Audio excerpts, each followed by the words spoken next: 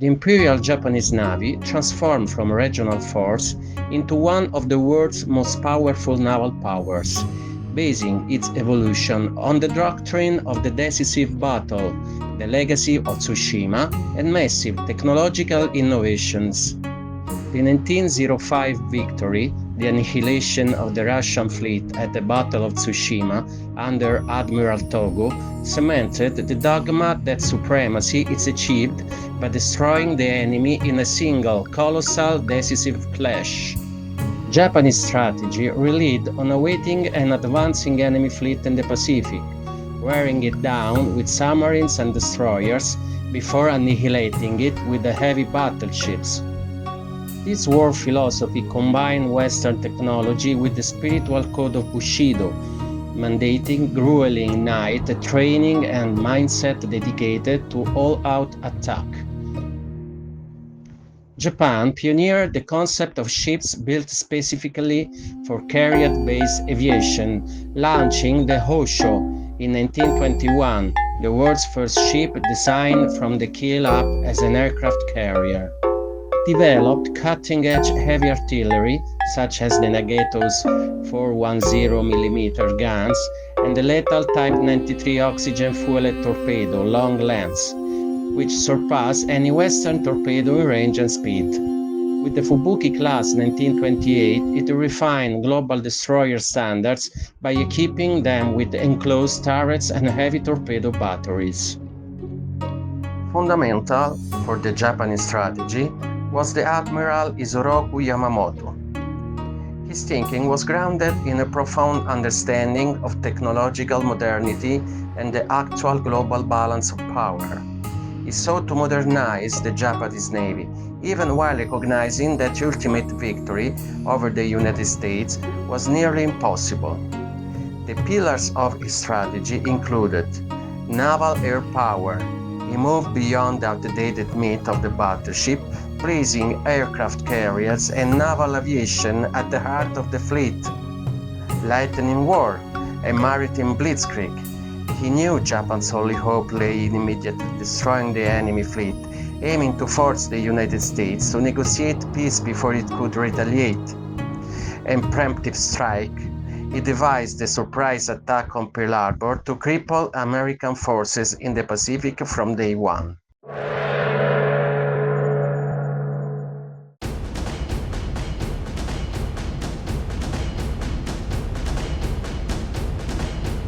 Mogami class.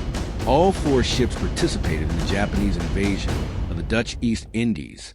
Mogami and Mikuma were present at the Battle of Sunda Strait and contributed to the sinkings of the cruisers HMAS Perth and USS Houston in June 1942. All four took part in the Battle of Midway, where Mogami and Mikuma collided trying to avoid a submarine attack.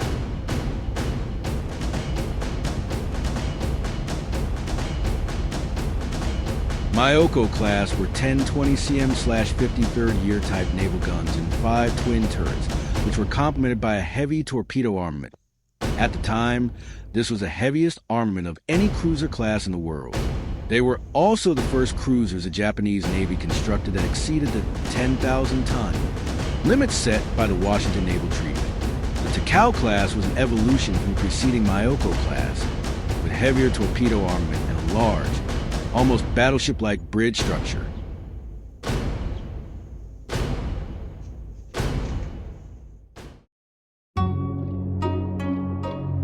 The Kongo-class battleships were the most active capital ships of the Japanese Navy during World War II, participating in most major engagements of the war.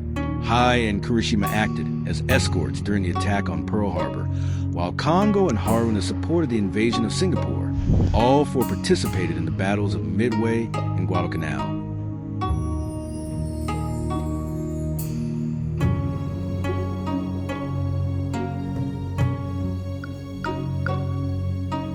Also of great importance were the Fuso, Ayase, and Nagato classes. The Nagato, in particular, served as a flagship of the Japanese fleet and was the most powerful ship until the arrival of the Yamato and Musashi. The battleship Yamato was the lead ship of her class of battleships built before World War II. She and her sister ship Musashi were the heaviest and most powerfully armed battleships ever constructed, displacing nearly 72,000 tons at full load and armed with 946 centimeters Type 94 main guns, which were the largest guns ever mounted on a warship.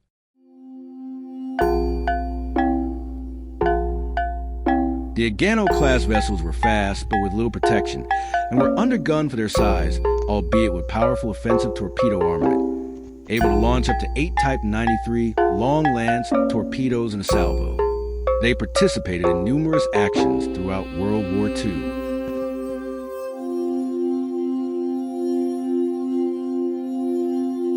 Japanese destroyers during World War II were renowned for their immense firepower, extraordinary speed, and formidable Type 93 pure oxygen torpedoes, long-lance, which offered exceptional range and stealth.